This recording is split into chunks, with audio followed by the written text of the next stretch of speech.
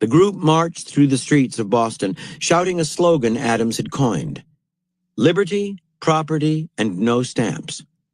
They burned effigies of political figures who had promoted the Stamp Act. They distributed pamphlets containing Adams's arguments against the act. They also worked to intimidate the future distributors of the stamps, even going so far as to destroy one of their offices. The more dramatic the action, the more publicity Adams would earn, publicity into which he could insert arguments against the act. Having gained momentum, the relentless Adams would not stop. He organized a statewide work stoppage for the day the act was to become law. Shops would close, the courts would be empty. Since no business would be conducted in Massachusetts, no stamps would be purchased. The boycott was massively successful. Adams's articles, demonstrations, and boycott made a splash in England, and there were members of Parliament who sympathized with the colonists and spoke out against the Stamp Act. Finally, King George III had had enough, and in April 1766, the act was repealed. Americans rejoiced at their first show of power. The British were smarting from their defeat, however, and the following year they sneaked in another series of indirect taxes, known as the Townshend system. Clearly, they had underestimated their enemy. Adams went to war.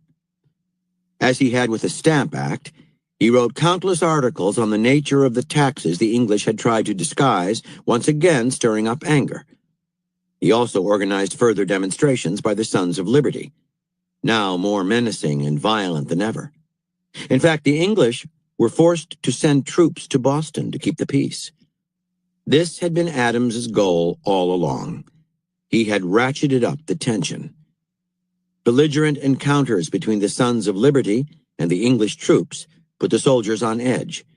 And finally, a nervous group of them fired into a crowd, killing several Bostonians.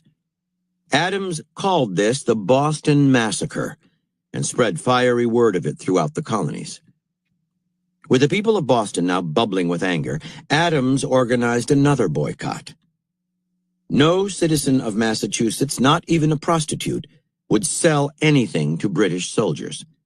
No one would rent them lodgings. They were shunned in the streets and taverns. Even eye contact was avoided. All of this had a demoralizing effect on the British soldiers. Feeling isolated and antagonized, many of them began to desert or find ways to be sent home. News of the problems in Massachusetts spread north and south.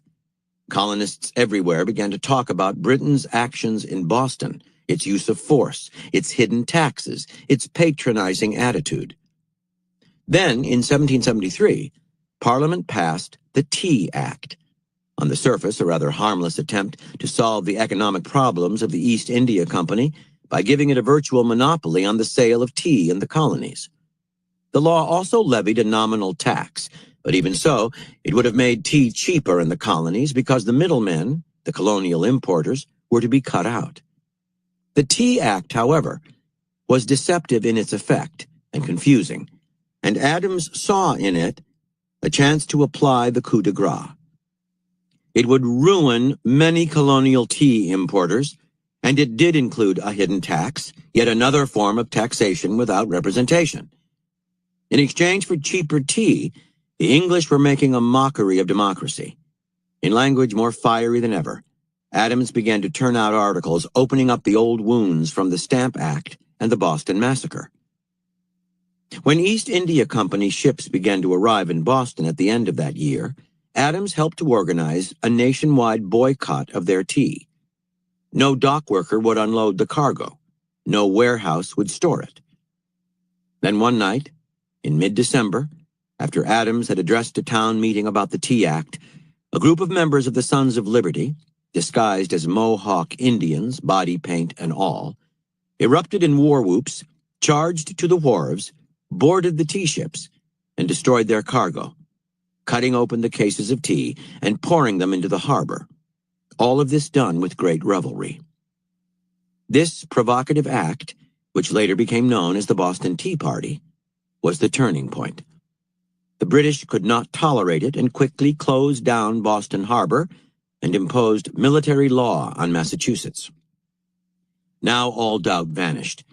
Pushed into a corner by Adams, the British were acting just as tyrannically as he had prophesied they would. The heavy military presence in Massachusetts was predictably unpopular, and it was only a matter of months before violence erupted. In April 1775, English soldiers fired on Massachusetts militiamen in Lexington. This shot heard round the world became the spark for the war that Adams had so diligently worked to kindle out of nothing. Interpretation. Before 1765, Adams labored under the belief that well-reasoned arguments would be enough to convince the colonists of the rightness of his cause. But as the years of failure piled up, he confronted the reality that the colonists retained a deep emotional attachment to England, as children do to a parent. Liberty meant less to them than did England's provision of protection and a sense of belonging in a threatening environment. When Adams realized this, he reformulated his goals. Instead of preaching independence and the ideas of John Locke, he set to work to sever the colonists' ties with England. He made the children distrust the parent, whom they came to see not as a protector, but as a domineering overlord exploiting them for its profit. The bond with England loosened. Adams' arguments for independence began to resonate. Now the colonists began to look for their sense of identity not to Mother England, but to themselves. With the Stamp Act campaign, then, Adams discovered strategy, the bridge between his ideas and reality. His writings now aimed at stirring up anger. The demonstrations he organized, pure theater, were also designed to create and build anger among the middle and lower classes, key components of the future revolution. Adams's innovative use of boycotts was calibrated to infuriate the British and bait them into rash action. Their violent response contrasted brilliantly with the relatively peaceful methods of the colonists, making them seem as tyrannical as he had said they were. Adams also worked to stir dissension among the English themselves, weakening the bond on all sides.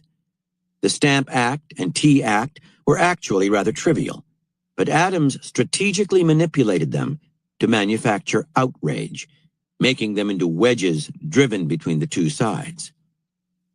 Understand, rational arguments go in one ear and out the other. No one is changed. You are preaching to the converted. In the war to win people's attention and influence them, you must first separate them from whatever ties them to the past and makes them resist change. You must realize that these ties are generally not rational but emotional. By appealing to people's emotions, you can make your targets see the past in a new light, as something tyrannical, boring, ugly, immoral. Now you have room to infiltrate new ideas, shift people's vision, make them respond to a new sense of their self-interest, and sow the seeds for a new cause, a new bond. To make people join you, separate them from their past. When you size up your targets, look for what connects them to the past, the source of their resistance to the new. A joint is the weakest part of any structure. Break it, and you divide people internally, making them vulnerable to suggestion and change. Divide their minds in order to conquer them. By Colonel Ardent Dupic. Make the enemy believe that support is lacking. Cut off, flank, turn, in 1,000 ways make his men believe themselves isolated. Isolate in like manner his squadrons, battalions, brigades, and divisions, and victory is yours. Keys to warfare. Thousands of years ago, our primitive ancestors were prone to feelings of great weakness and vulnerability. To survive in the hostile environment of our early world, animals had